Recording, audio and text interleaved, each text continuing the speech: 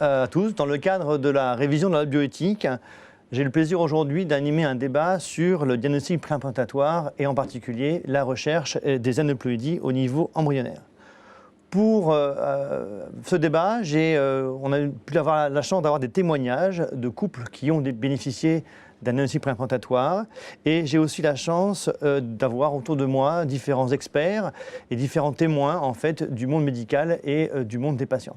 Donc tout d'abord, j'ai la joie d'avoir Virginie Rio, qui est la présidente du collectif BAMP, donc qui nous donnera un petit peu son avis par rapport à l'évolution actuelle des décisions qui sont prises à l'Assemblée nationale et puis rapporter un petit peu le cas de différentes patientes, puisque finalement vous avez quand même beaucoup de patientes dans votre collectif BAMP. J'ai aussi le plaisir d'avoir avec moi aujourd'hui Catherine Rongière. Donc, le docteur Catherine Rongière dirige le centre de fertilité à l'hôpital de Strasbourg. Donc, Strasbourg qui est un hôpital qui pratique depuis très nombreuses années le DPI et donc qui donnera un petit peu son avis sur cette approche du diagnostic des aneuploïdies. Également avec moi le docteur Marine Poulain, donc, qui travaille à l'hôpital Foch, qui travaillait auparavant à l'hôpital Clamart et donc qui a pratiqué la biopsie d'embryons, dont on abordera tout à l'heure les différentes technologies, est responsable du service d'AMP biologique à l'hôpital Foch. Enfin, le professeur Charles Couton, donc cytogénéticien, et donc qui dirige le service de génétique chromosomique au CHU de Grenoble, qui vient d'avoir, enfin qui est le dernier des CHU à avoir eu un agrément, 5e CHU à avoir un agrément pour le diagnostic préimplantatoire. Voilà, donc l'organisation de ce débat en fait va commencer d'abord par différents points de témoignage. Après, on va débattre. Sachez effectivement que le DPIA est quelque chose aujourd'hui qui est débattu de façon assez importante au niveau de l'Assemblée nationale. C'est un point de crispation, à mon avis, au niveau non seulement du gouvernement, mais également au niveau des patients et également des praticiens, des généticiens. Assez nombreuses polémiques existent et donc il nous a semblé important donc, de faire ce point aujourd'hui pour un petit peu voir un petit peu comment on pourrait améliorer la prise en charge de nos patientes et puis un petit peu mettre au clair par rapport à différents propos qui sont tenus, que ce soit au niveau de la presse ou au niveau de l'Assemblée nationale par rapport à la pratique de cet examen qui est réalisé dans de très nombreux pays dans le monde. Donc, tout d'abord, pour commencer, il nous a semblé important de vous rapporter différents cas, et donc un cas d'un couple de patients qui a bénéficié du DPI, et vous allez voir son histoire qui est assez emblématique, en fait, de notre combat pour vous montrer l'utilité, en fait, d'avoir une démarche avec la recherche des aneuploïdies.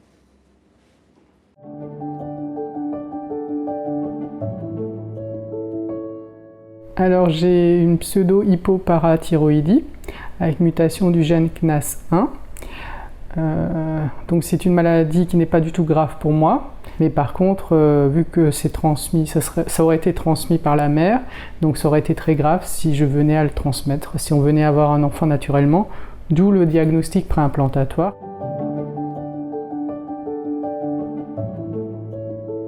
Le généticien à l'époque, quand j'étais enfant, me disait, j'avais 18 ans, et me disait allez faire un karyotype avec votre conjoint le jour où vous voudrez avoir un enfant. Et donc c'est ce qu'on a fait. Mais moi je partais du principe que ça ne devait pas être très grave. C'est ce qu'on m'avait dit quand j'étais plus jeune, que c'était 3 fois rien, vu que moi je n'étais pas trop atteinte, que intellectuellement, je n'avais pas de problème, je venais de faire un bac scientifique en plus, donc j'avais aucun retard vraiment.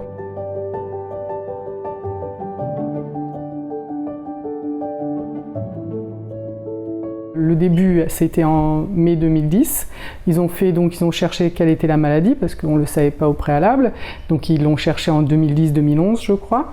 Et je crois qu'on a commencé à le savoir fin 2011. Et là, on parlait de DPI à ce moment-là.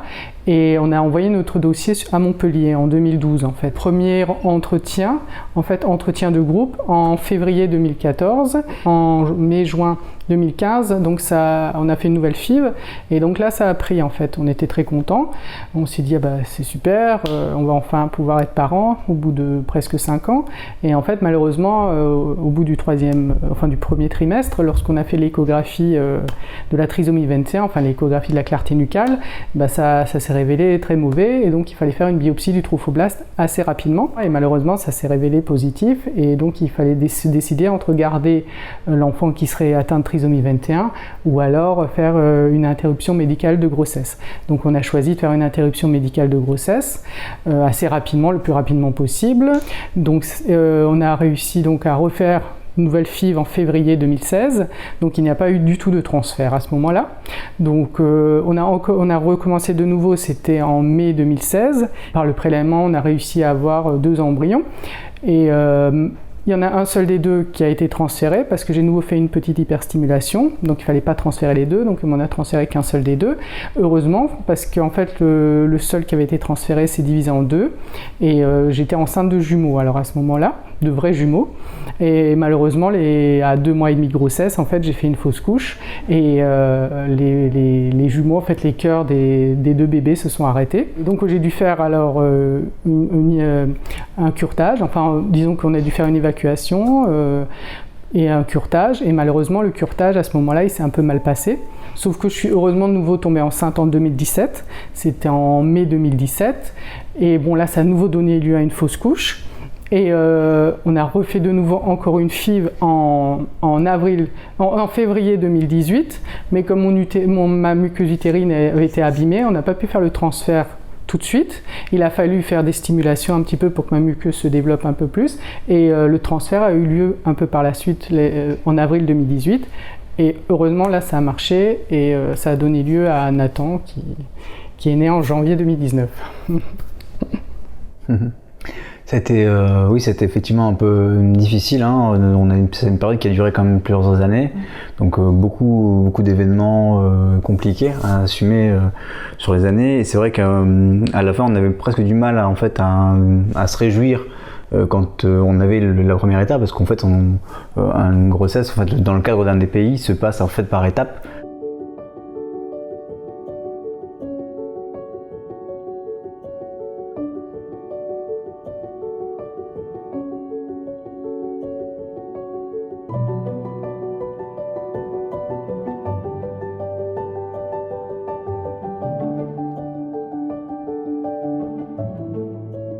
Je ne savais pas qu'on puisse, en fait, rien que par l'analyse du karyotype, en fait, voir s'il y a un risque de fausse couche ou pas. Parce que je savais que les fausses couches, c'était souvent lié, en fait, à un problème au niveau des chromosomes.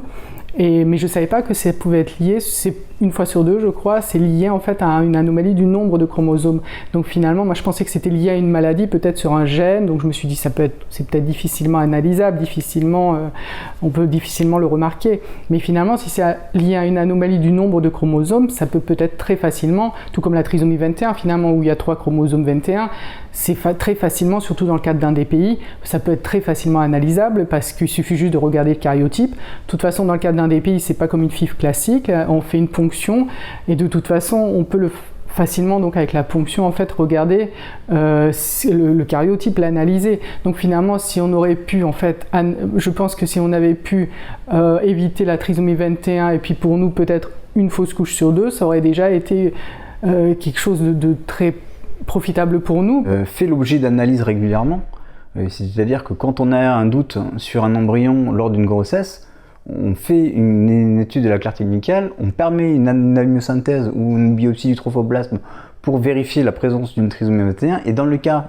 où on détecte une trisomie 21, on autorise une IMG, c'est-à-dire une interruption médicale de grossesse. Donc on est déjà dans une sélection, on évite, ce qui n'est même pas vraiment une sélection, c'est qu'on évite à des familles d'assumer quelque chose qui est très lourd. Et je pense qu'à un moment donné, c'est pas de l'eugénisme pour moi que d'accepter que de toute façon, on accède juste à ce qui est en place, qui est aujourd'hui légalement autorisé, mais simplement de manière anticipée, pour éviter une souffrance supplémentaire à des gens, quoi. Bien écoutez, je pense que pour commencer ce débat, rien de mieux que ce témoignage qui montre un petit peu l'incohérence de notre pratique en France, bénéficier d'un DPI, ne pas avoir recours à un DPIA, avoir une patiente qui a de très très nombreuses fausses couches pour finalement arriver au bout de 9 ans à avoir un enfant. Donc, afin de commencer le débat de façon, enfin, cette table ronde, on va dire, d'abord remettre un petit peu le DPI en France aujourd'hui, c'est quoi, Catherine? Alors déjà, la loi l'avait voté en 1994, mais il a été réellement mis en place que fin 99. Donc, on a commencé en fait le diagnostic préimplantatoire assez tardivement, même nous-mêmes en France. Ce qui est autorisé, ce sont les maladies qui sont clairement définies dans une famille, c'est-à-dire des pathologies géniques, comme par exemple la mucoviscidose ou la myopathie de Duchenne, je parle sous votre contrôle. Hein. Et puis les pathologies chromosomiques, c'est-à-dire les translocations en général, ça peut être des inversions, des délétions, mais quelque chose qui touche au chromosome. Donc ça, c'est totalement défini chez le père ou le futur père ou la future mère. Et on ne peut donc faire ce diagnostic que de cette façon-là. Il a été rajouté... je crois que c'était en 2011 ou en 2007, je ne sais plus. La possibilité de faire un test HLA chez les patients, c'est-à-dire chez un enfant qui aurait une pathologie génétique grave, mortelle, mais qui pourrait éventuellement bénéficier d'une greffe de moelle, par exemple, pour essayer d'avoir un donneur compatible qui pourrait être son frère ou sa sœur. On pourrait à ce moment-là à la fois faire un diagnostic préimplantatoire pour éviter la maladie de la famille et pour essayer de choisir un enfant qui soit compatible aussi avec son frère ou sa sœur et qui pourrait lui permettre de lui faire bénéficier d'une greffe de moelle. Donc ça, ce type de diagnostic avait été aussi accepté. Voilà. Au jour d'aujourd'hui, par contre, le diagnostic pour aneuploïdie est interdit. Donc si vous avez un patient ou une patiente qui a une pathologie génique qui vient pour un diagnostic préimplantatoire et qu'éventuellement, parce qu'elle a 38 ans ou 39 ans et que les risques de trisomie 21, on le sait tous, sont bien importants à cet âge, eh ben, on n'a pas le droit en même temps de rechercher la trisomie 21, par exemple. Donc voilà, et on n'a pas non plus la possibilité de faire une prévention de certaines pathologies génétiques qui pourraient se développer tardivement. Donc je pense aux pathologies de cancer du sein ou à l'Alzheimer éventuellement qui peut être mis en évidence. Et donc ça c'est encore très discuté, c'est pas réellement interdit mais ce n'est pas réellement autorisé non plus. Il faut dire aussi que la compatibilité HLA, le dernier vote de l'Assemblée nationale, va plutôt maintenant pour l'interdire. Hein. Donc on est un petit peu sur un retour en arrière. Je ne sais pas ce que vous en pensez, Virginie Rioux. Ce qui est très problématique, en fait, c'est le fait qu'il y a un décalage entre les besoins exprimés par les patients, ce qui est autorisé est encadré par la loi et qui, depuis le temps que c'est autorisé et encadré par la loi, il n'y a pas eu de dérive, on ne constate pas que tout un tas de choses sont faites en dehors du cadre et que ce diagnostic préimplantatoire pour les aneuploïdes, on le refuse, puisque là, les députés ont carrément refusé de pouvoir le mettre en œuvre, alors qu'on sait que ça pourrait améliorer la prise en charge des personnes en parcours d'AMP. Et là, le témoignage est... Nous, on en a plein des témoignages comme ça, de gens qui font 14 transferts, 15 transferts, et sans aucune accroche, rien du tout.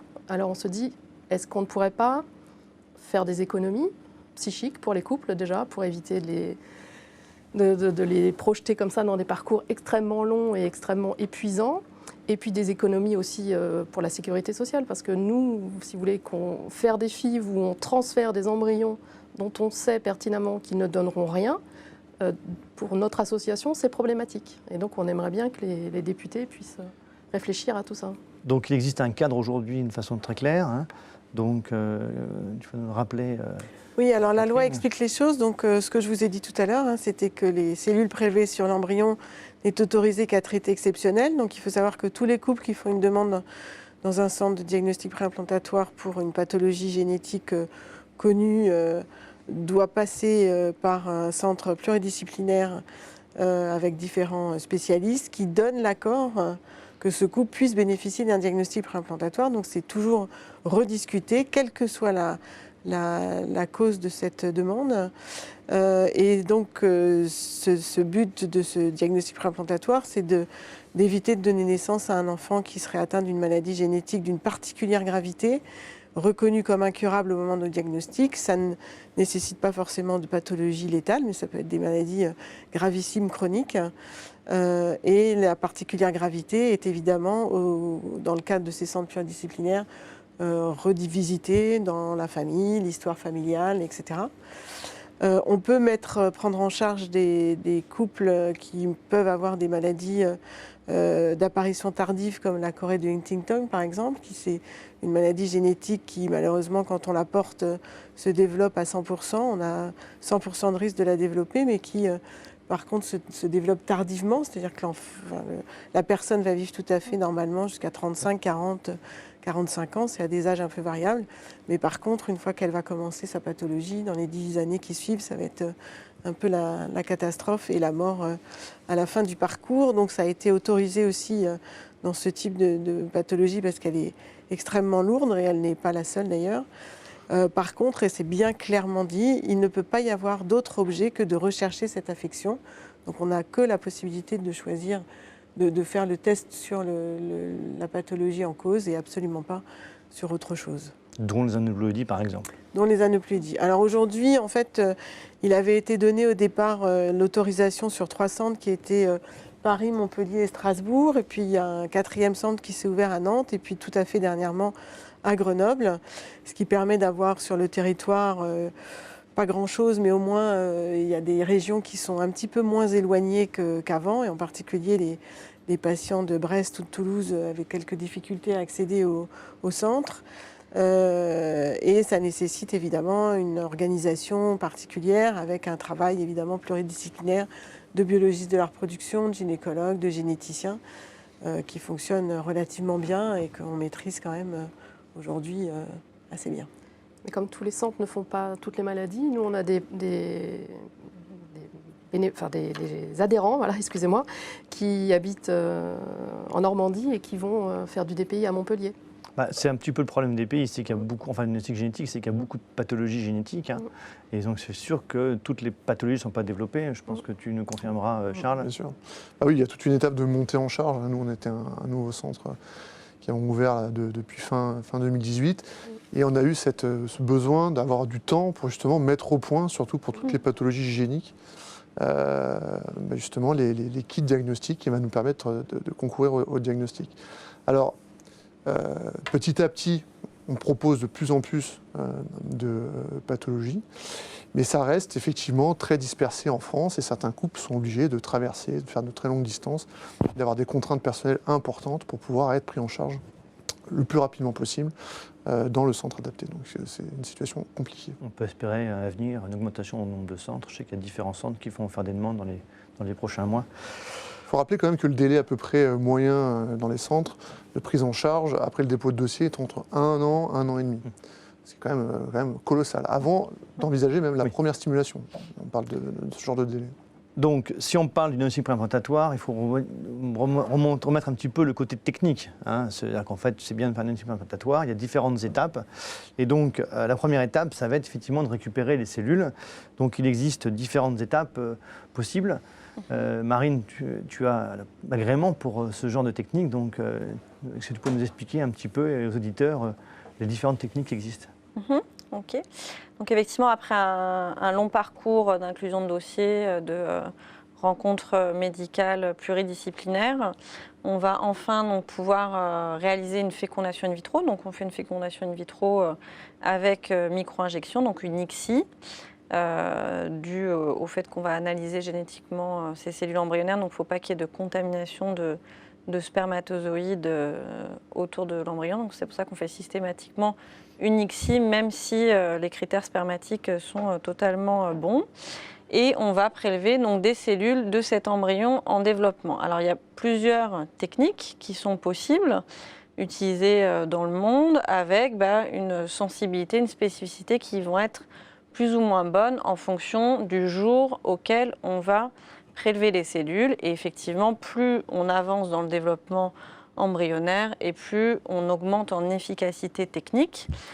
Donc effectivement, en France, on peut soit biopsier donc le premier globule polaire, puisque là, on touche seulement à l'ovocyte, donc on n'est pas encore dans un embryon, donc on a le droit, puisque ce n'est pas un prélèvement sur l'embryon, mais en revanche, on nous interdit de prélever le deuxième globule polaire, puisque là, l'ovocyte fécondé est considéré comme un embryon, donc ça, c'est une interdiction.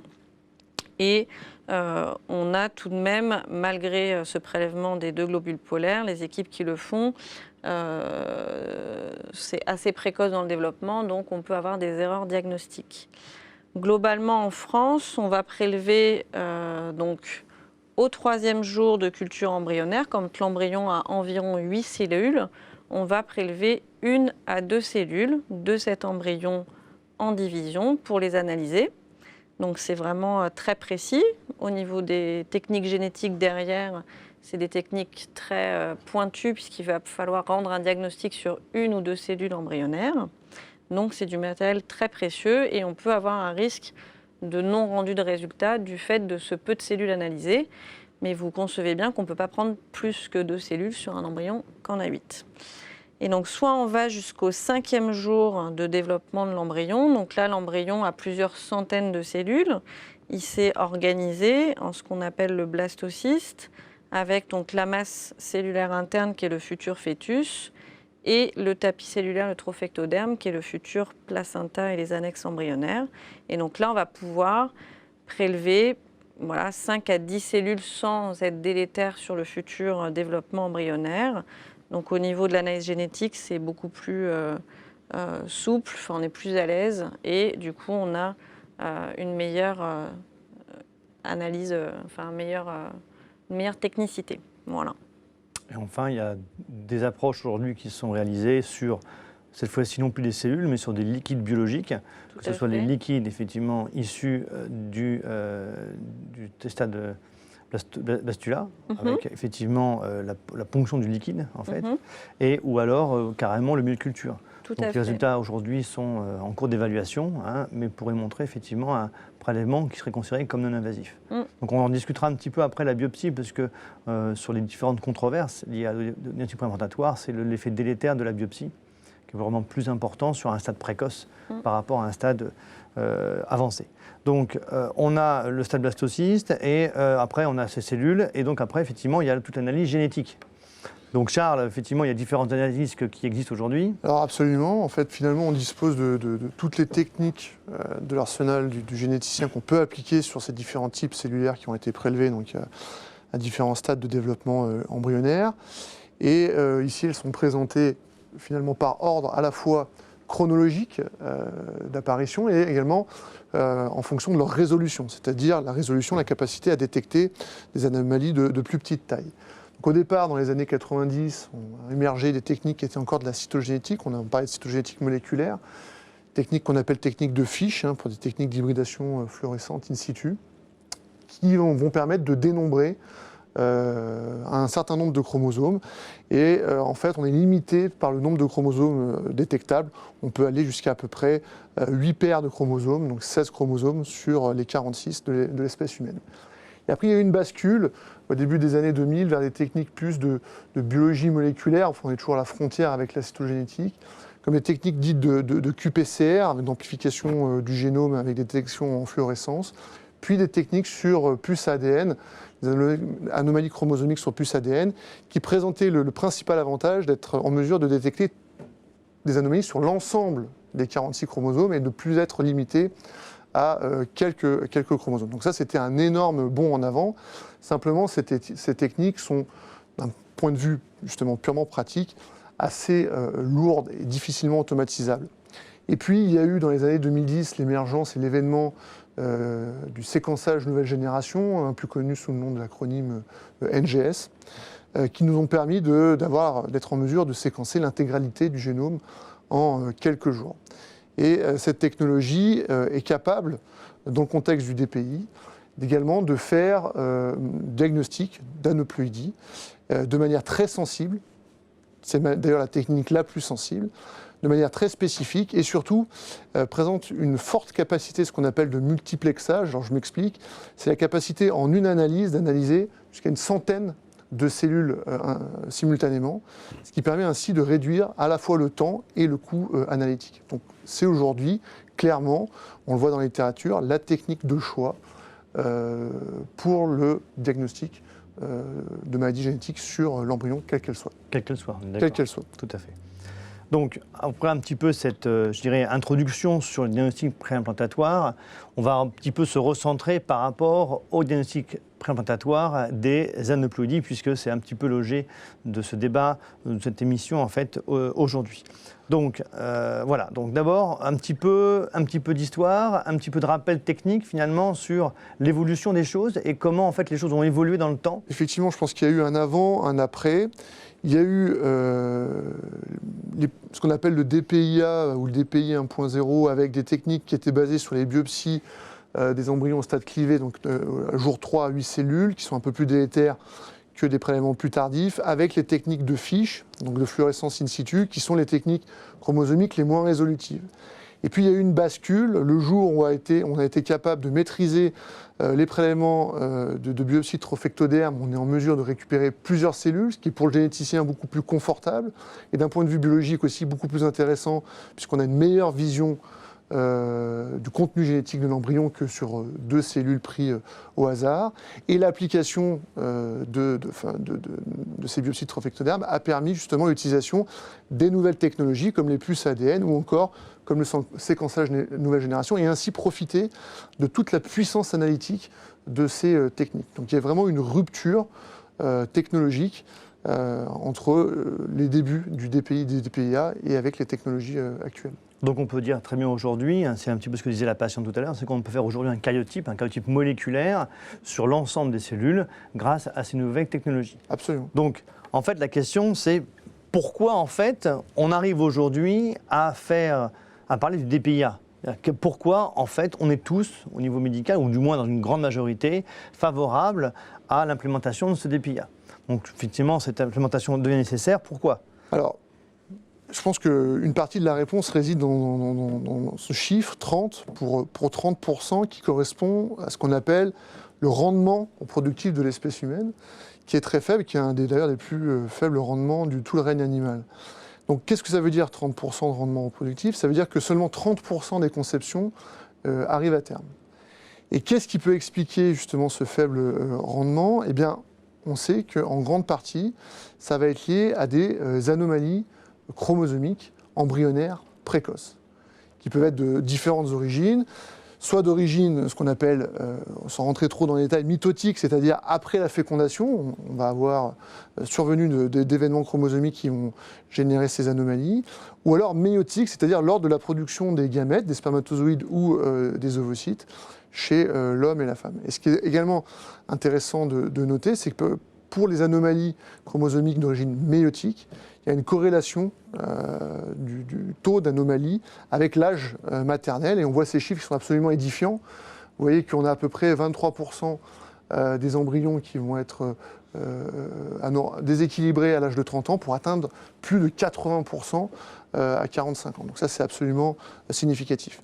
Et quelle va être la conséquence de ces anomalies chromosomiques précoces ? Eh bien, on le sait, elles vont entraîner le plus souvent des fausses couches précoces du premier trimestre, des avortements tardifs, également le risque d'avoir la naissance d'un enfant vivant avec un syndrome malformatif lourd et handicapant. Et on estime aujourd'hui qu'à peu près 50% des fausses couches du premier trimestre, les fausses couches les plus précoces, vont être dues à ces anomalies chromosomiques. C'est un fait scientifique, c'est des données qui datent de plusieurs décennies et qui ont été revisitées récemment, comme le montre ici ce rapport de Lécheret en 2012, sur une très très large cohorte de produits de fausses couches.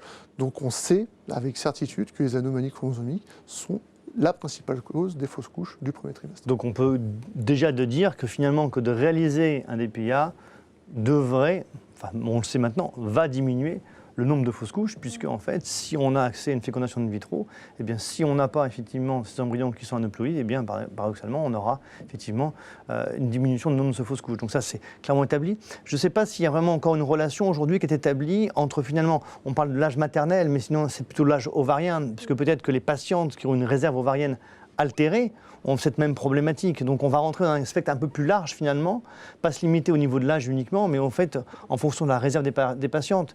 Est-ce que c'est encore aujourd'hui un débat ou est-ce que c'est clair? On considère quand même que l'âge influe la qualité alors que l'insuffisance ovarienne influe la quantité. C'est-à-dire qu'avoir 23 ans avec une insuffisance ovarienne, c'est pas pareil qu'en avoir 38 avec la même insuffisance ovarienne. Donc même si on a peu d'ovocytes, ils seront a priori de bonne qualité. Et d'ailleurs, ça se voit avec quand même les taux de grossesse obtenus, même si on a moins d'embryons.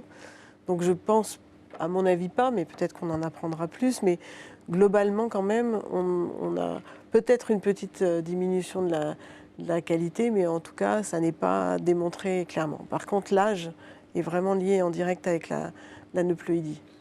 Si tu me permets, j'ai une question. Est-ce que les stimulations ovariennes dans le cadre des fécondations in vitro peuvent avoir aussi une influence sur ces taux d'anomalies chromosomiques? Non, alors il y a eu des études récentes et je ne l'ai pas en tête, mais là il y a des choses qui sont sorties très récemment et ça ni l'âge, ni la stimulation, ni l'importance de la stimulation n'influe sur la ploïdie de l'ovocyte.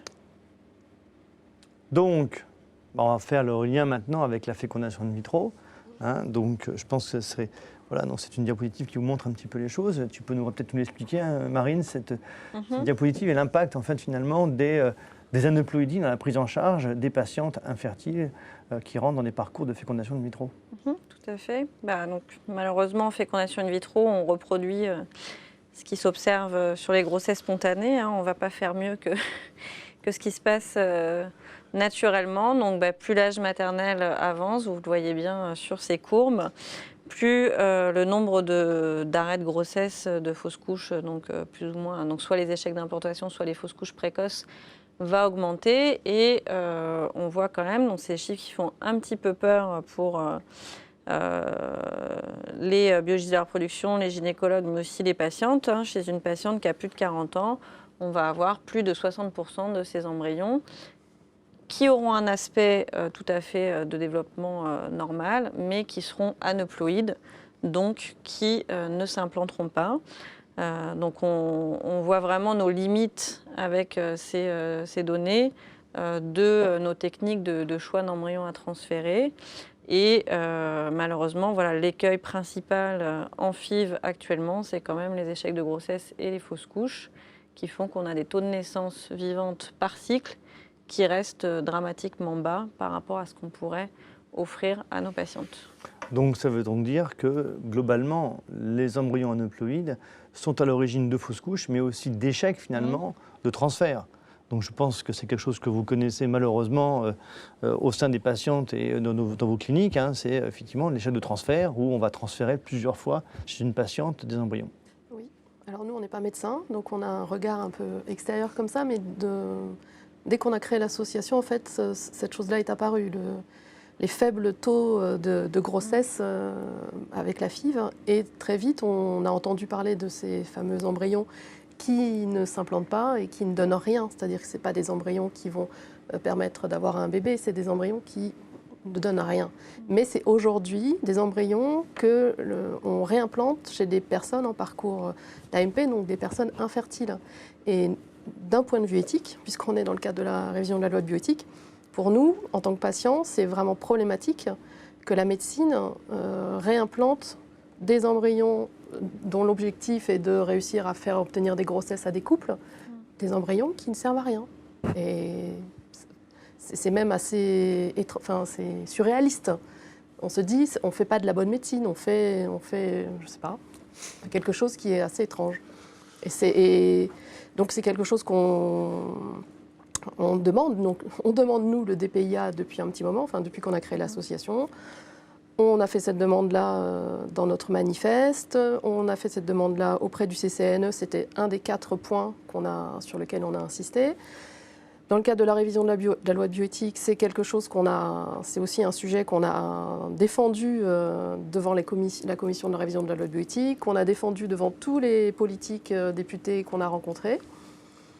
Et puis là, il y a quelques jours, les députés au sein de l'hémicycle refusent un amendement qui permettait d'autoriser de façon encadrée dans le cadre des protocoles d'AMP avec FIV, donc on ne fait pas du DPI n'importe quand, pour n'importe qui, la ministre de la Santé et tout un tas de députés, avec des arguments fallacieux, ont refusé cet amendement. Et là, c'était un choc pour nous, patients en protocole d'AMP, parce qu'on s'est dit, mais c'est pas possible, parce qu'on refuse un outil qui pourrait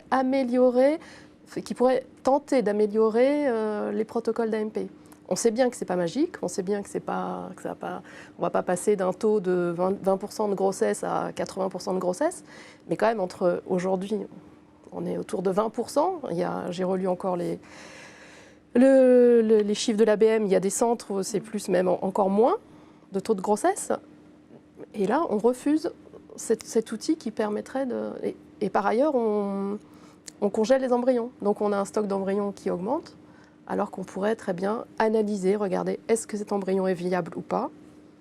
Et si ce n'est pas viable, on ne le transfère pas. Et donc, on ne fait pas une tentative, on ne crée pas de l'espoir chez un couple, et on revient à quelque chose de plus logique. Je pense qu'il y a 2 points importants à discuter là. C'est finalement quel est le taux de fausse couche aujourd'hui en fécondation in vitro. Globalement, on va se retrouver avec des taux qui sont quasiment comme les grossesses, je dirais, naturelles. Hein. Un tout petit peu plus, mais oui. On est au-delà de 20%, quoi, on est entre 20 et 25%. Et deuxième chose, une notion importante, c'est qu'aujourd'hui, à l'époque, en 2020, enfin, on est pratiquement en 2020, hein, c'est qu'aujourd'hui, on est capable d'analyser un embryon.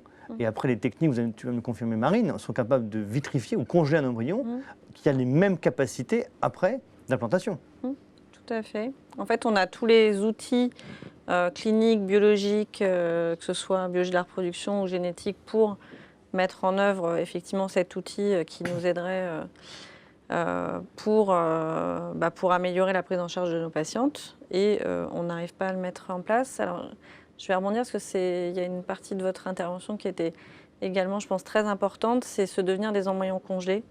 Et effectivement, on n'en parle pas non plus suffisamment. C'est très compliqué pour les couples, quand ils ont des embryons congelés, de prendre une décision quand il n'y a plus de projet parental.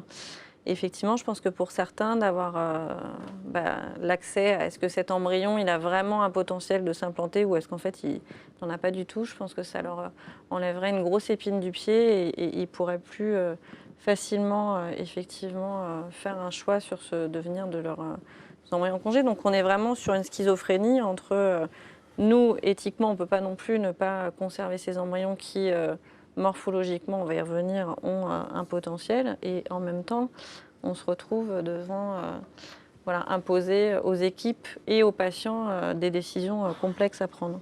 Je voulais juste rajouter que, en fait, ce qui est important de comprendre, c'est que quand on va faire le diagnostic, on va vraiment faire un diagnostic d'aneuploïdie et en fonction de ça, on va décider ou pas décider de transférer.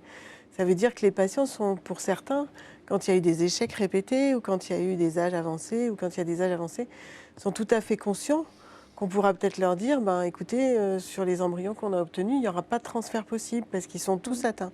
Et on ne les guérit pas, les embryons. On sait juste s'ils vont pouvoir se développer ou pas.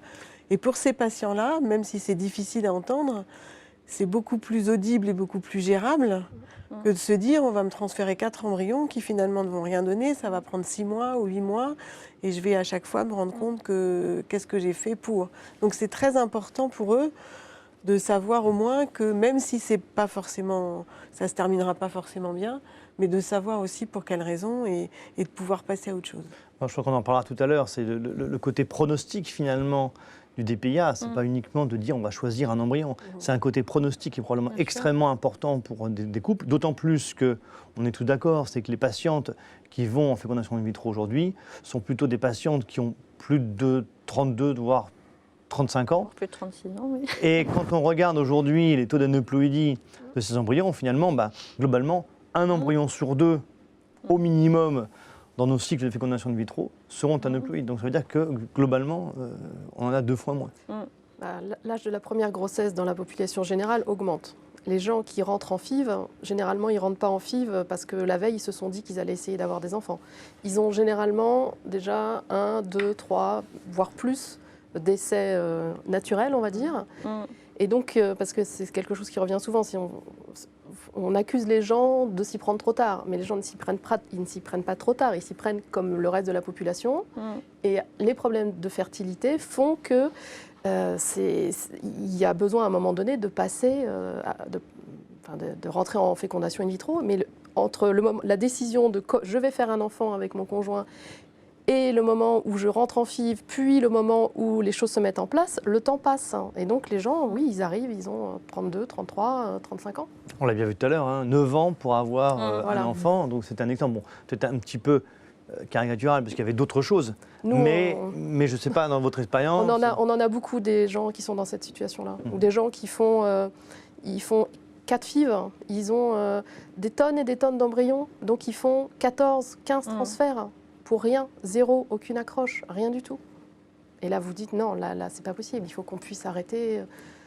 Enfin, humainement, il y a quelque chose à mettre en œuvre pour que les gens puissent à la fois faire des choix en connaissance de cause, des choix de vie, et pas les laisser s'égarer comme ça dans des espoirs impossibles. Sauf qu'il y a des gens, à un moment donné, quand ils vont à l'étranger, on leur dit, ah bah oui, bah là, sur toute la cohorte de vos embryons, aucun ne sont viables.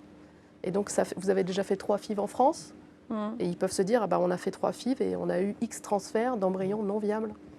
Et ça, je trouve ça dramatique. Donc, on est tous d'accord autour de la table, c'est que finalement, le DPIA est quelque chose qui quand même est important. Néanmoins, ces députés n'ont pas validé encore, on espère que ça va peut-être changer, mais n'ont pas validé le DPIA, c'est que finalement, il existe des controverses. Et je pense qu'il faut ouvrir les yeux par rapport à ces controverses-là, en discuter, pour peut-être un petit peu lever en fait, des interrogations par rapport aux députés, par rapport à l'ensemble de la communauté médicale, par rapport aux patients. Et donc on va les aborder un petit peu de façon les unes après les autres. La première, effectivement, c'est cette controverse par rapport à la biopsie, à la version, je dirais, 1.0, comme tu l'as nommé, Charles. C'est vrai que cette première publication qui avait fait grand bruit, qui avait justement évalué l'intérêt clinique sur des cohortes donc, de femmes en cas de fécondation in vitro du DPIA, a persisté un peu dans l'esprit de certains, puisque en fait ça avait très mal démarré pour le DPIA, puisque à l'issue de cette étude, clairement les résultats n'étaient pas en faveur. C'est-à-dire qu'il y avait moins de naissances vivantes dans le groupe pour lequel on avait appliqué le DPIA que dans le groupe sans DPIA. Donc on avait l'impression que ça enterrait en grande pompe le DPIA, mais simplement je pense qu'il faut rappeler qu'en 2007, quand ça a été réalisé, on était effectivement sur des évolutions techniques les plus anciennes, avec une biopsie AGIS3 dont on sait qu'elle est la plus délétère pour le développement embryonnaire, et des techniques de génétique qui n'étaient pas du tout appropriées pour analyser l'intégralité du génome. Donc en fait, on avait différents critères qui étaient vraiment délétères. L'analyse génétique qui n'était pas complète, donc on pouvait très bien transférer un embryon qui effectivement était anormal alors qu'on l'avait diagnostiqué comme normal puisqu'en fait on analysait un nombre limité de chromosomes. On avait ce problème dont tu as abordé tout à l'heure, le problème de la mosaïque qui est extrêmement important à ce stade de J3, et effectivement le fait délétère de la biopsie. Donc aujourd'hui, le DPIA, finalement, quelles sont les données actuelles qui permettraient de justifier en fait d'avoir recours à un DPIA? Alors, je pense que en faveur, on a déjà l'histoire édifiante de notre premier couple qu'on a entendu, puisqu'ils ont bénéficié d'un diagnostic préimplantatoire avec un transfert où à l'époque, la patiente, si je me souviens bien, avait 37 ans. Et donc, elle a eu une grossesse qui a débuté. Et finalement, elle a fait tout le diagnostic du diagnostic prénatal comme il se doit, et on a découvert la trisomie 21. Donc c'est vrai qu'ils étaient extrêmement, à la fois malheureux bien évidemment et très en colère, puisqu'ils disaient mais on a fait un diagnostic préimplantatoire, pourquoi on n'a pas vu qu'il avait déjà cette trisomie 21, ça lui évitait la grossesse, l'interruption de grossesse, etc. Donc il est vrai que pour ces patientes et ces patientes d'un certain âge, on pourrait améliorer quand même des choses. C'est pas forcément une indication pour toutes et pour tous, mais enfin pour tous les couples, mais en tout cas dans certaines situations et en particulier dans l'âge qui avance chez nos patientes en diagnostic préimplantatoire. Dans les fausses couches à répétition, ça peut être aussi un avantage ou au moins un diagnostic, c'est-à-dire est-ce que effectivement les patients, les embryons sont atteints ou il y a une aneuploïdie répétée, même si on ne la retrouve pas chez le parent. ça serait au moins une réponse pour eux, parce qu'on leur donne souvent une réponse avec la face émergée de l'iceberg, mais il manque encore plein de questions, et ça pourrait en être une. Les échecs d'implantation, très très difficile d'avoir des patientes avec des échecs d'implantation. On peut faire éventuellement des tests endométriaux qui sont là aussi très très discutés, mais on ne regarde que d'un côté de la pièce, puisque l'autre côté, on ne peut pas la regarder. Donc si vous avez un embryon de mauvaise qualité, de toute façon, endomètre bien ou pas, ça ne changera pas grand-chose. Donc on est vraiment dans des situations difficiles, avec des vécus très lourds, très difficiles, et je pense que Virginie Rio pourra en parler. Des échecs, c'est beaucoup de culpabilité, ça peut déchirer les couples, on est dans des situations lourdes. Et puis l'âge maternel qu'on connaît, les patientes s'en sont très conscientes. Et je pense que ça aussi, c'est une façon de gagner du temps, parce que si vous avez même 2 ou 3 embryons, c'est du temps qui passe. Et là, à 40 ans, 1 mois, c'est 1 mois. Donc c'est très important de ne pas trop en perdre et de savoir cibler à ce moment-là le bon embryon. Quitte à dire, il n'y en a pas, et peut-être qu'il faudra faire d'autres choix, penser à un don d'ovocytes ou à une adoption. Voilà. Donc je crois que c'est vraiment... là-dessus, je pense qu'on est assez d'accord. Il y a des indications qui sont claires. Et par contre, pour la réserve ovarienne diminuée chez les femmes jeunes, je pense que l'intérêt est, comme j'ai dit tout à l'heure, pas forcément évident. Les dons d'ovocytes non plus. Les embryons congelés, peut-être ceux qui le sont aujourd'hui, qui n'auraient peut-être pas à bénéficier, ou en fonction de l'âge des patientes, on pourrait en discuter, mais de façon généraliste, certainement pas. Et puis infertilité masculine et ethnie, ça a été démontré qu'a priori, ça n'était pas le cas. Donc on est quand même sur un nombre limité d'indications. C'est-à-dire qu'il n'est pas aujourd'hui envisagé de le faire pour toutes les patientes, avec des indications qui sont quand même assez stratifiées et qui ont montré toutes leurs utilités. C'est-à-dire que ce soit les fausses couches à répétition, les échecs d'implantation, comme tu as dit très bien, il n'y a pas que le côté embryonnaire, il y a le côté aussi maternel qui probablement intervient, ou également dans les fausses couches. C'est un peu quelque chose aujourd'hui qui est un petit peu flou. En tout cas, il serait bien d'avoir un intérêt pronostique. Là, on ne serait pas sur le diagnostic, on serait sur le pronostic. Et puis, bien sûr, le DPI, puisque finalement, ce serait un petit peu bête de ne pas faire la recherche 21 et l'âge maternel. Donc...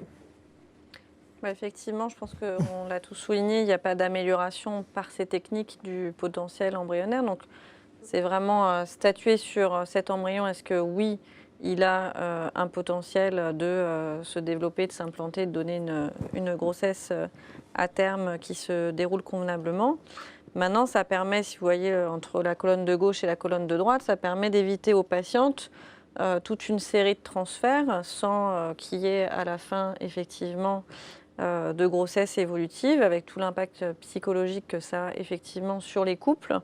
Et donc, on va augmenter par transfert notre taux d'implantation, on va augmenter l'efficacité par transfert, on va diminuer effectivement ce risque de fausse couche ou de non-implantation, et on va arriver plus rapidement à la grossesse, ce qui est quand même le but, puisqu'effectivement, chaque mois, surtout après un certain âge, chaque mois gagné, pour tout le monde est quand même très très important.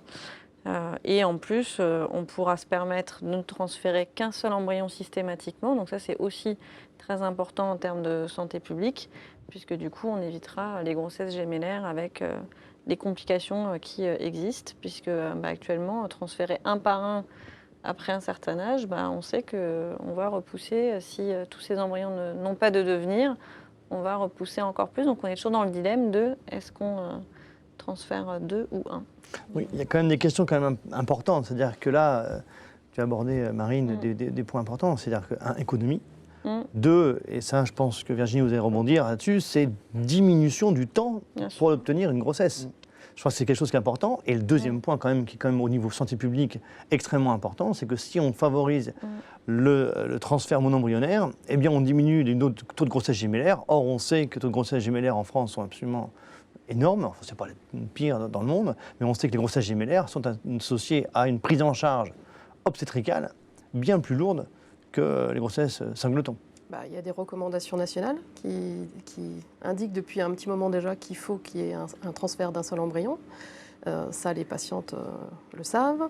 Mais en même temps, en face de ça, il y a la vie, il y a les histoires de vie des gens et la pression que l'infertilité met sur la vie des couples, et quand vous êtes en protocole, quand vous êtes infertile, cette chose-là envahit tout, envahit votre vie sociale, votre vie affective, votre vie sexuelle, ça envahit tout.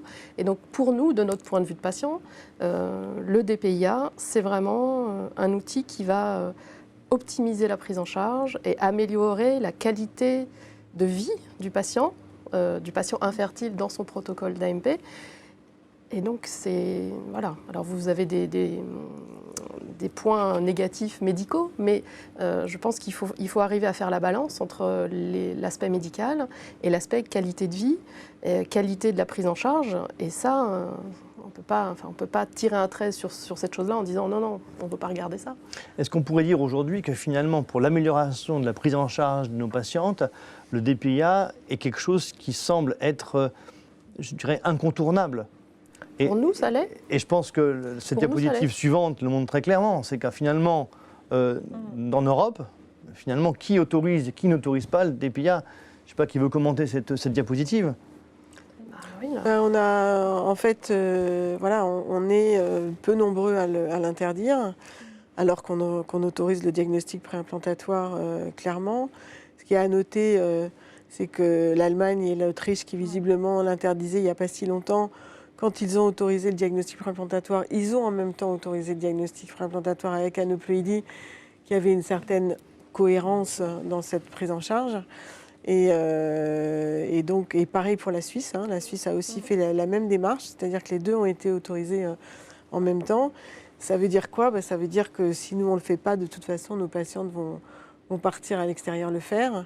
Pas forcément dans les meilleures conditions, et malheureusement certaines ne pourront pas partir le faire à l'étranger parce que ça coûte de l'argent quand même, et qu'elles n'ont pas la possibilité de se le payer. Donc là, excusez-moi, ce qui est vraiment flagrant, c'est la cohérence. C'est-à-dire qu'aujourd'hui, on peut faire des IVG, on peut faire des IMG. Et nous, éthiquement, en tous les cas, la position de l'association sur ces questions éthiques, je vous rappelle les 4 grands principes de la bioéthique française, c'est non-malfaisance, autonomie, justice et bien-traitance.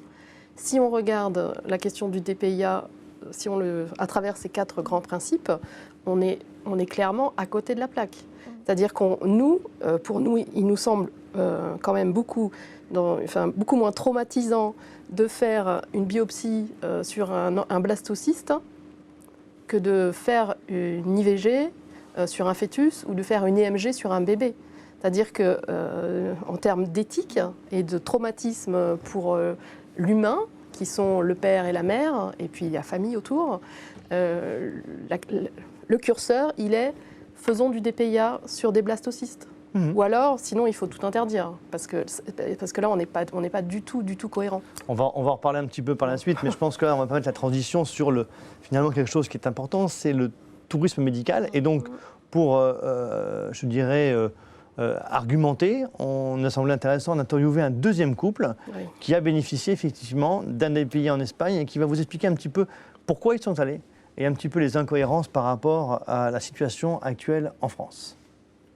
Alors dans notre cas, un DPI était indiqué du fait que je suis porteur d'une translocation robertsonienne, donc entre les chromosomes 13 et 14, ce qui est pour moi sans conséquence, mais ce qui induit des problèmes au cours de la spermatogénèse, qui in fine peuvent se traduire après la fécondation par des embryons qui peuvent être porteurs de trisomie ou de monosomie.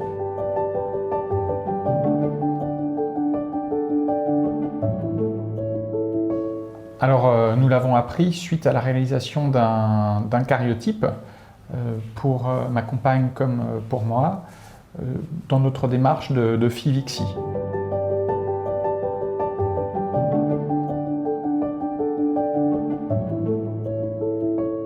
Alors en fait, il faut savoir qu'on a décidé d'avoir un enfant lorsque j'avais 32 ans et la gynécologue que je voyais à ce moment-là m'a conseillé d'attendre 2 ans avant d'aller consulté chez une spécialiste et la spécialiste à proprement parler n'a pas trouvé la cause de notre infertilité et de fait donc, nous avons réalisé 2 FIV avec au total un transfert de 7 embryons. Du coup, une période de 2 à 3 ans supplémentaires s'était écoulée.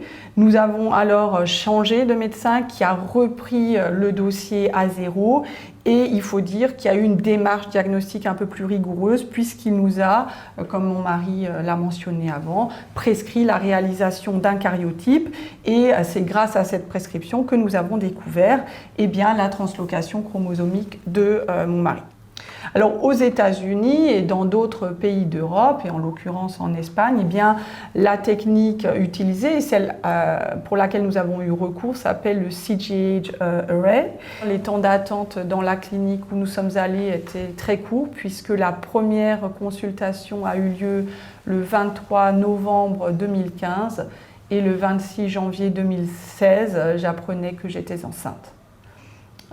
Alors que ça faisait plus de 5 ans, 6 ans que nous essayions d'avoir un enfant en France. Nous avions la certitude, la garantie avec cette méthode de CGH Array dont parlait Marilyn, que l'embryon était chromosomiquement équilibré.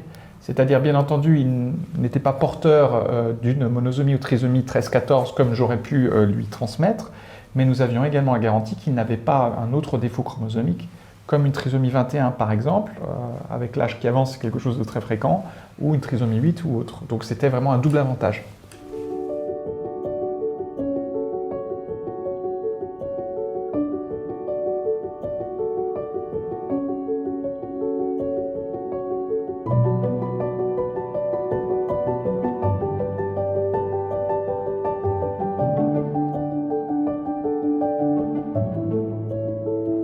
Par ailleurs, je pense qu'il y a quand même une certaine incompréhension par rapport au stade du développement embryonnaire. Et je pense qu'il faut bien faire la différence entre les stades pré-implantatoires et les stades post-implantatoires. Et le DPI se fait entre le 3e et le 5e jour de développement embryonnaire, c'est-à-dire un stade pré-implantatoire. Et à ce stade-là, l'embryon ressemble à une masse de cellules embryonnaires. Donc, si le DPI est réellement un eugénisme, alors l'interruption médicale de grossesse en est également un. Or, l'interruption médicale de grossesse est autorisée en France. On accepte d'éliminer des fœtus porteurs d'anomalies chromosomiques à des stades avancés du développement embryonnaire, mais on ne permet pas de les dépister en amont, avec forcément toutes les répercussions aussi psychologiques que ça implique pour les parents, pour le couple. Et c'est une situation que l'on connaît bien pour y avoir été confronté, puisque suite au succès de notre premier traitement en Espagne, on a envisagé d'avoir un 2e enfant selon la même technique. Par rapport à votre question, si je devais passer un message à la représentation nationale en charge de la loi de bioéthique, ce que je leur dirais, c'est qu'actuellement, nous sommes au milieu du gué. Il est possible, en France, pour des anomalies ponctuelles détectées chez les parents porteurs des anomalies chromosomiques, il est possible de faire un diagnostic pré-implantatoire, de sélectionner les embryons sains du point de vue de cette anomalie et de transférer l'embryon chez la mère pour que le développement se poursuive. Et en même temps, il n'est pas possible de regarder les autres chromosomes avant l'implantation chez la mère. En revanche, plus tard, quand le développement embryonnaire est bien avancé, voire quand il est au stade de fœtus, là, il est possible de détecter des anomalies, des malformations évidentes et très importantes, lourdes chez l'embryon. Il est possible de réaliser, par exemple, plus tard, au cours du développement embryonnaire, des tests qui permettent de voir s'il y a une trisomie 21. Pourquoi ce qui est possible à un stade tardif n'est pas possible à un stade précoce? Il y a une autre incompréhension, et je comprends ça à travers votre question, qui est l'eugénisme et finalement le tri des embryons sur des aspects de génétique fine. Et les méthodes d'analyse qui sont employées, comme le CGH Array, ne permettent pas d'aller aussi finement dans le diagnostic, c'est de l'ordre de la science-fiction à l'heure actuelle. Pourquoi est-ce que nous avons accepté de réaliser cette vidéo? C'est pas pour nous, comme je vous l'ai dit, on a eu la chance d'avoir un enfant et pour le deuxième enfant, c'est trop tard. C'est vraiment pour les autres couples, pour qu'ils aient finalement la même chance que celle que l'on a eue. C'est une occasion pas unique, mais c'est quand même assez rare qu'une loi de bioéthique soit révisée. Donc là, il y a un véritable enjeu pour que d'autres couples puissent avoir la chance de pouvoir vivre notre expérience, mais cette fois en France, avec des coûts qui soient pris en charge par la sécurité sociale, pour que les couples, y compris les plus modestes, puissent avoir accès à ces techniques et puis savoir aussi le bonheur d'être parents. Écoutez, voilà, je pense qu'on a un message qui est quand même très clair, un discours qui est quand même représentatif un petit peu de différentes problématiques, c'est-à-dire une problématique sociétale. Effectivement, ils ont pu avoir recours à ce DPA parce qu'ils avaient les moyens d'aller à l'étranger. C'est-à-dire que, effectivement, tout le monde ne pourra pas le faire en France. Et puis, effectivement, cette perte de chance qui semble incroyable. C'est-à-dire qu'on ne peut pas le proposer en France. Ils ont perdu 6 ans avant d'avoir recours à ce DPA. Donc voilà, donc il y a vraiment beaucoup d'interrogations. Et le premier couple, on en a discuté le premier couple, le second couple aussi, c'est le problème de l'eugénisme. Eugénisme des DPIA, c'est un terme qui a souvent été donné comme argument pour finalement ne pas faire le DPIA. Alors, il y a différentes problématiques qui ont été abordées. Une qui a été abordée récemment à l'Assemblée nationale par le ministre de la Santé, c'est-à-dire finalement que le DPIA allait permettre le diagnostic des aneuploïdies, des gonosomes, que sont le syndrome de Klinefelter, le syndrome de Turner. Et je pense que, tu me confirmeras peut-être Charles, c'est que pour nous, il est hors de question d'aller sur cette voie, pour différentes raisons. Non, mais pour différentes raisons, c'est qu'effectivement, déjà, on a beaucoup de mal à évaluer le retentissement clinique de ces dysgonosomies sur le futur individu. Et que la meilleure démonstration, c'est que dans le cadre du dépistage prénatal non invasif de la trisomie 21 qui a été autorisé en janvier de cette année, les sociétés savantes françaises ont décidé de ne pas regarder justement les gonosomes par rapport à toute cette problématique. Donc ça veut dire que le généticien sait ne pas regarder les chromosomes sexuels, et s'il le fait, s'il ne les regarde pas, c'est qu'il a des bonnes raisons, et que effectivement, par rapport au retentissement, et surtout qu'il faut noter que beaucoup d'individus peuvent être porteurs de ces dysgonosomies sans même s'en rendre compte. C'est souvent des découvertes fortuites. Et aujourd'hui même dans les CPDPN, quand on fait un diagnostic fortuit de ces anomalies des gonosomes, il est très rare qu'il y ait sans signe d'appel échographique, qu'on accepte des interruptions sur ce genre d'indication. C'est devenu de l'ordre de... Les dernières publications qui ont été coordonnées par la CLF ont clairement montré que ce soit le syndrome de Turner, le syndrome de Klinefelter ou les triplix, il n'y avait aucune demande d'interruption médicale de grossesse qui était acceptée dans ces indications, dès lors qu'il n'y avait pas de signe d'appel échographique. Donc on considère effectivement tous au niveau national que ça ne sert à rien. Deuxième chose aussi, que si on ne regarde pas les gonosomes, on ne regarde pas le sexe non plus. C'est un autre avantage qui peut être important, surtout qu'il y a des dérives au niveau à l'étranger qui sont importantes. Oui. Le deuxième point un petit peu, je dirais, important, c'est ce discours trisomie 21, DPIA, diagnostic prénatal. Je pense qu'on a tous un avis un petit peu partagé, non pas trop partagé d'ailleurs, sur ce point de vue-là. Alors, on va demander d'abord à Virginie Rios ce qu'elle en pense, parce que c'est vrai que les deux patients ont dit un petit peu leur incompréhension par rapport à ça, puisque eugénisme sur un embryon, eugénisme sur un fœtus, où est la différence, quelle est la limite? Je ne sais pas un petit peu comment vous le ressentez. Comme je vous l'ai dit tout à l'heure, nous, notre curseur éthique, il est le traumatisme est quand même, n'a rien à voir sur... En parcours de FIV, on prélève quelques cellules sur un blastocyste ou sur un embryon. C'est quand même, ça n'a rien à voir si vous déplacez le curseur sur une IVG ou une IMG, que les gens ne font jamais dans la joie et l'allégresse. Et donc, c'est une évidence. Le curseur, il faut faire le DPIA sur des blastocystes et donc qui vont limiter les recours à l'IVG ou à l'IMG. Et sur ce que vous disiez tout à l'heure sur les généticiens respectent la loi, c'est quelque chose qu'il faut redire clairement. C'est-à-dire que ce qui a été dit dans les débats à l'Assemblée nationale, c'était il y a une diabolisation énorme des généticiens, des médecins. Alors pourtant, il y a beaucoup de médecins dans les députés. Je ne sais pas comment ils ne se sont pas élevés contre les propos qui étaient tenus, où on leur disait qu'ils étaient sur des pentes glissantes, qu'il y avait des dérives, que l'eugénisme était quelque chose qui allait envahir la société française. Je me suis dit, mais c'est pas possible. Comment on peut tenir des propos comme ça alors qu'il n'y a pas de dérive, que la loi, DPI, DPN, IVG, IMG sont des choses encadrées? Bien sûr. Je ne comprends pas pourquoi on est passé d'un... Mais effectivement, il y a déjà, je pense que c'est l'ignorance qui fait dire ce genre de propos par certains de nos élus. Ensuite, moi je trouve que dans le reportage, le patient dit qu'on est à l'échelle de la science-fiction sur la capacité d'aller analyser tout le génome. Ça, en fait, non, ça y est, on est dans la réalité. Mais ce n'est pas pour autant qu'on a l'outil pour tout regarder, l'intégralité du génome d'un embryon ou d'un futur enfant, qu'on va le faire. Il y a évidemment des lois qui encadrent, et vous l'avez très bien souligné, aucun d'entre nous n'a envie de jouer à l'apprenti sorcier ou se prendre pour Dieu et aller contre la loi, aller sélectionner les embryons sur tel et tel critère qui ne rentreraient pas dans des indications et dans des protocoles bien établis.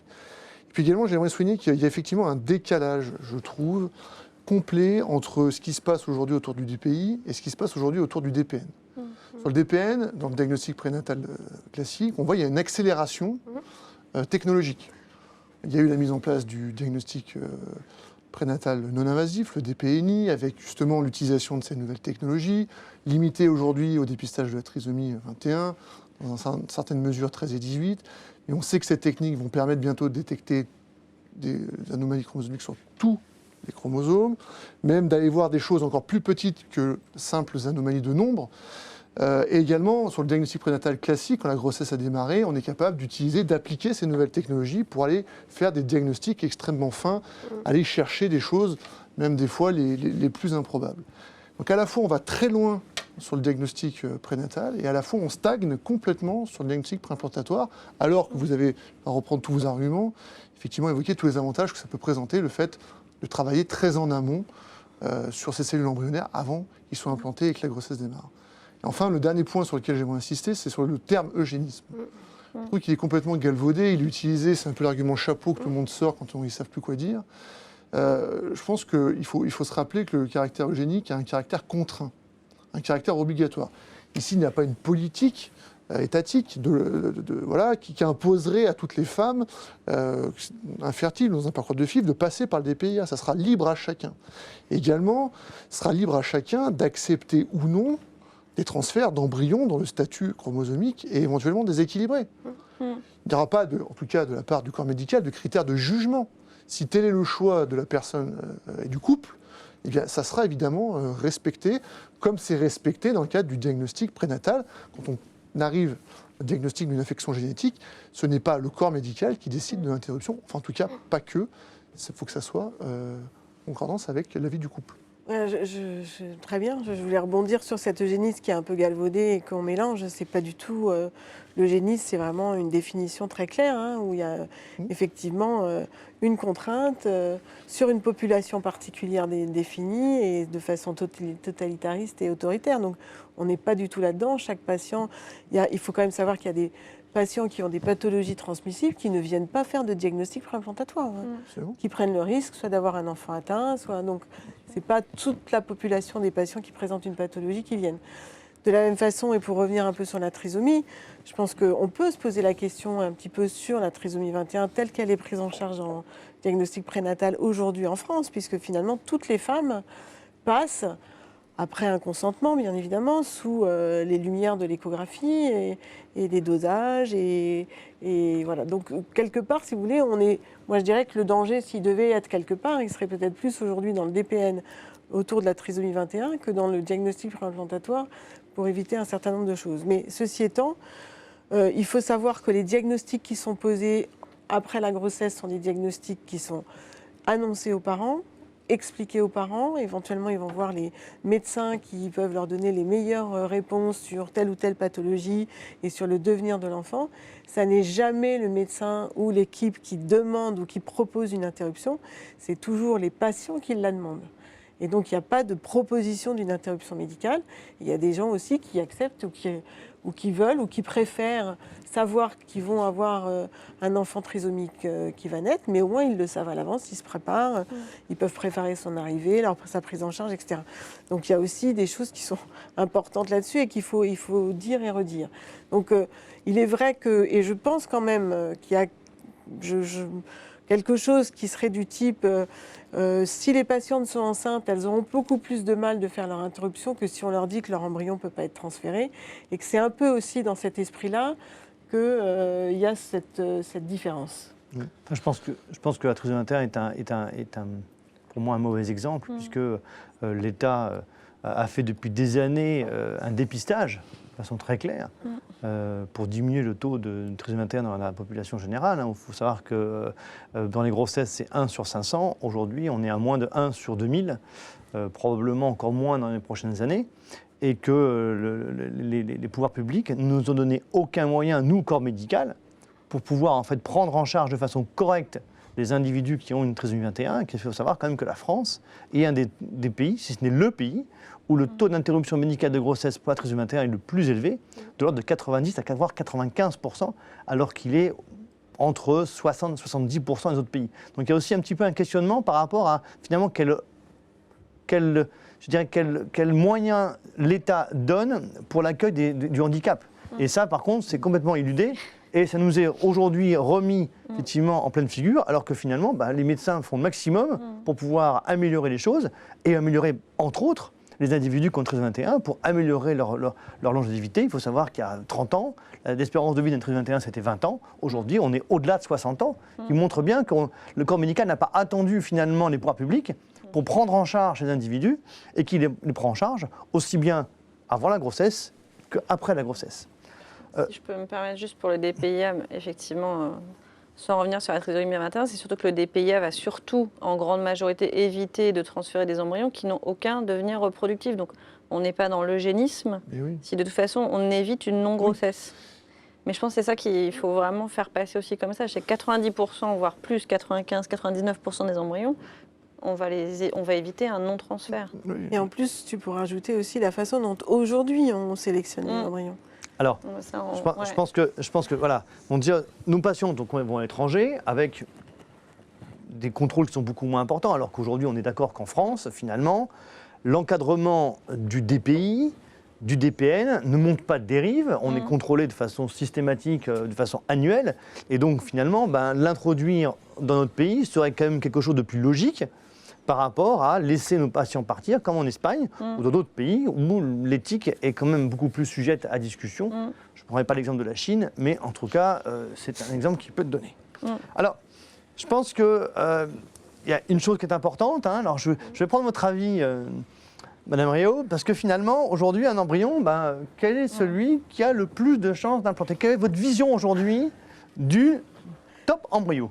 Notre vision, c'est les embryoscopes qui disent, qui filment le développement pendant les premiers temps de la division cellulaire et qui disent, voilà, au niveau morphologique, cet embryon-là, il est bon. Au niveau cinétique, il a tout bien fait quand il fallait. Donc il y a un aspect visuel.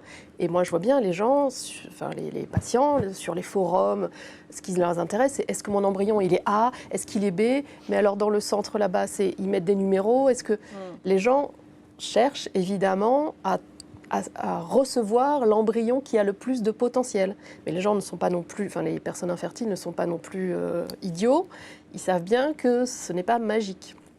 Et donc nous, notre demande par rapport au DPIA, c'est ça, c'est de pouvoir dire cet outil-là, cet outil diagnostique, va nous permettre d'aller plus loin que ce qui existe déjà, du point de vue analyse morphologique, analyse cinétique, qui se font. C'est fait partout dans les centres d'AMP, mais qui finalement ne font pas augmenter les taux de grossesse en fécondation in vitro. Donc, il y a besoin de quelque chose de plus. Donc les gens infertiles ne vont pas d'un seul coup devenir plus fertiles. Donc il faut que, du point de vue de la technique, il y ait quelque chose qui soit apporté pour que la société française fasse des économies.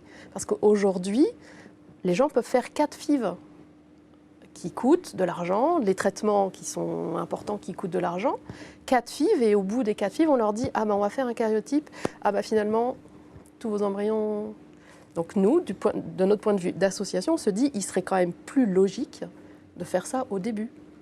Ou alors de faire ça quand les gens ont un échec ou 2 échecs. Enfin, je ne sais pas, après c'est vous les médecins qui avez la connaissance technique et qui pouvaient mettre les limites. Mais en tous les cas, il faut qu'en France, pour gagner en qualité, pour gagner en cohérence, pour gagner en responsabilité, il faut qu'on obtienne ce DPIA. Parce que sinon, on va continuer à transférer des embryons qui ne donneront rien, qui ne donneront même pas un bébé trisomique.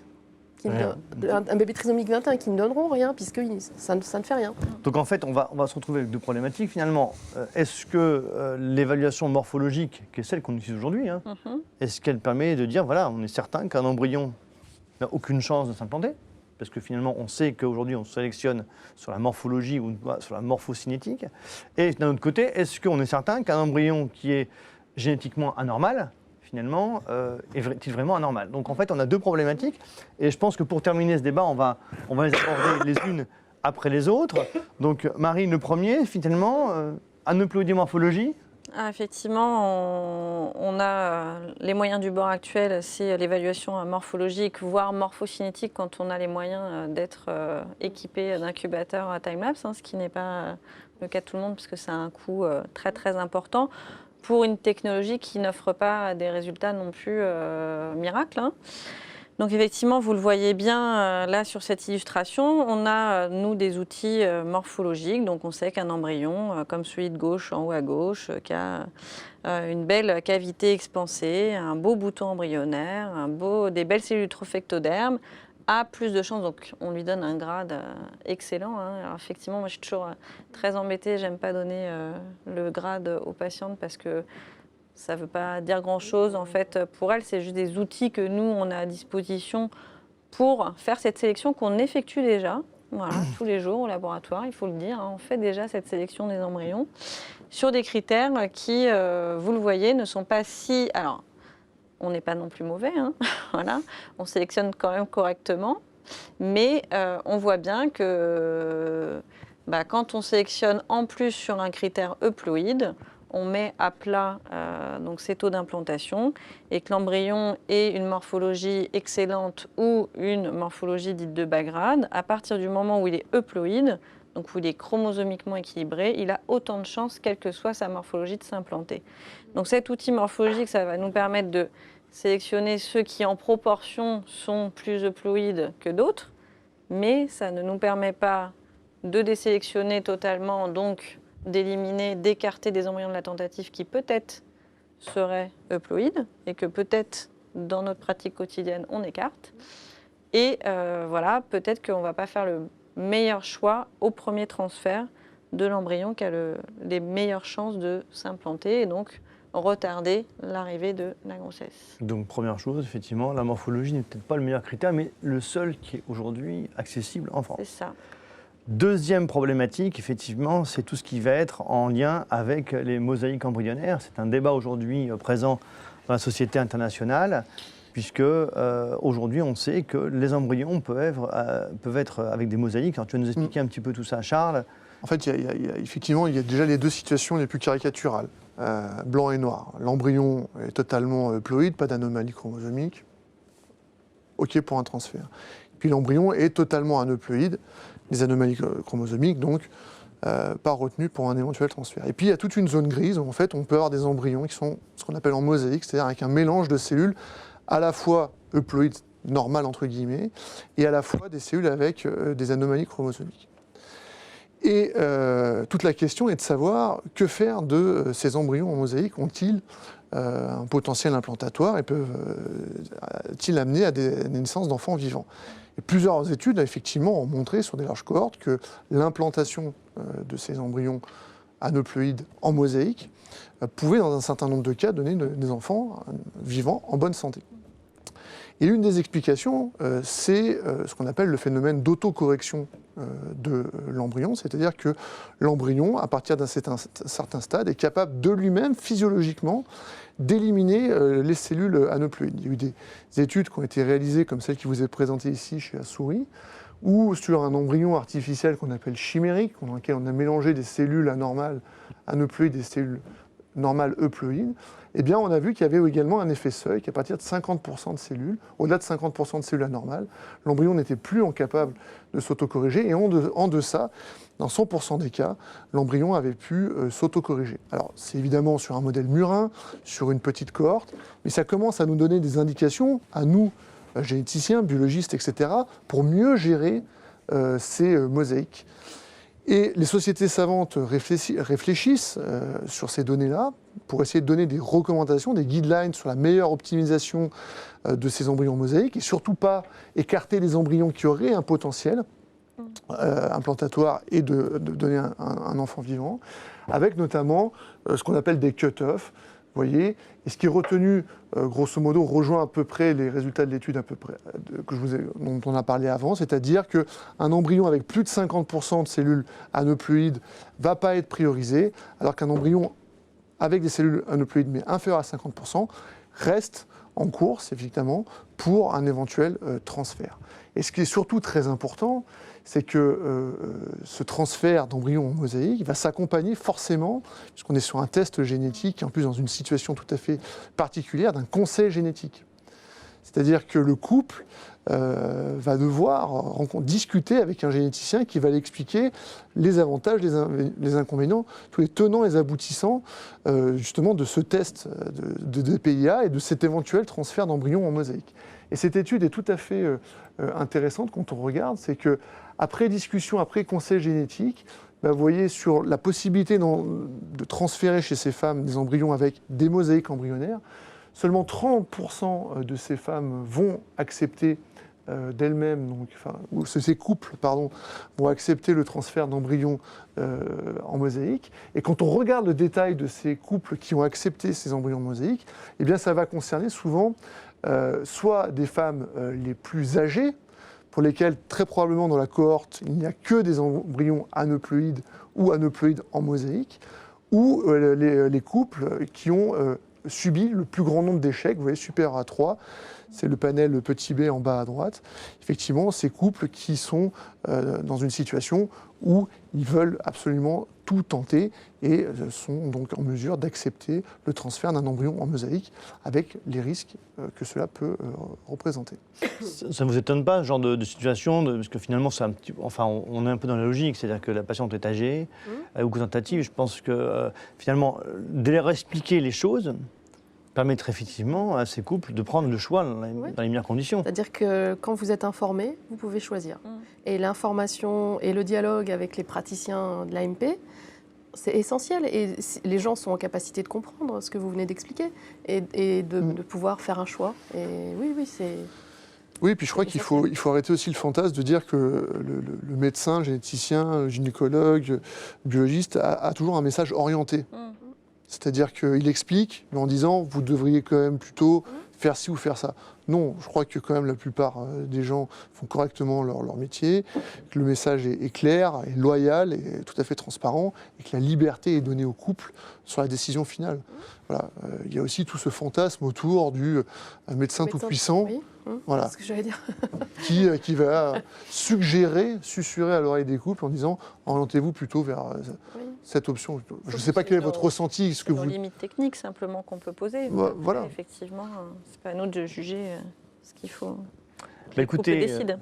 Un très très grand merci à tous les quatre pour avoir participé à ce petit table ronde autour du DPIA. J'espère que nous aurons éclairé un grand nombre de personnes sur comment le DPIA doit être implémenté, quel est l'intérêt du DPIA, comment les contrôles sont mis en place. C'est vrai que l'Assemblée nationale a plutôt donné un écho négatif, mais je vous rappelle que le débat continue. Le fait d'être passé une fois à l'Assemblée nationale ne veut pas dire que les choses ne pourront pas évoluer dans l'avenir. Il y a le passage au Sénat et puis le retour ensuite à l'Assemblée nationale. Il y a une chose quand même qui doit être prise en compte de façon extrêmement importante, c'est que ce débat va être clos après pendant 5 à 7 ans. Et donc, on va se retrouver encore avec une génération de femmes qui ne vont pas bénéficier en fait de ces techniques qui est réalisée dans le monde, dans énormément de pays. Et je pense que pour nos patientes, il faut se battre jusqu'au bout, de ne rien lâcher, puisqu'il va falloir combattre effectivement certains propos, combattre certains lobbies qui sont contre la mise en place de ce diagnostic sur embryon. Mais je compte sur l'ensemble du corps médical pour défendre cette position, et l'ensemble des patients effectivement de nous aider dans cette démarche, parce que finalement l'intérêt ce n'est pas de réaliser dans nos laboratoires une pratique médicale, c'est d'aider nos patients à avoir des enfants, et surtout non pas une grossesse, mais des enfants chez eux. Voilà, encore une fois, un grand merci. Donc, c'était le premier débat organisé par la Société Médecine de la Reproduction. Nous espérons pouvoir recommencer ce genre d'émission sur d'autres aspects de la reproduction humaine. Et il est possible que d'ici un trimestre, début d'année 2020, nous intervenions sur un nouveau débat qui agite également aujourd'hui notre gouvernement, c'est le plan fertilité. Comment effectivement motiver les couples, que ce soit hommes ou femmes, pour la prise en compte de la fertilité, principalement chez la femme, qui est quand même un des facteurs limitants dans l'espèce humaine. Merci à vous et à très bientôt. Merci. Merci.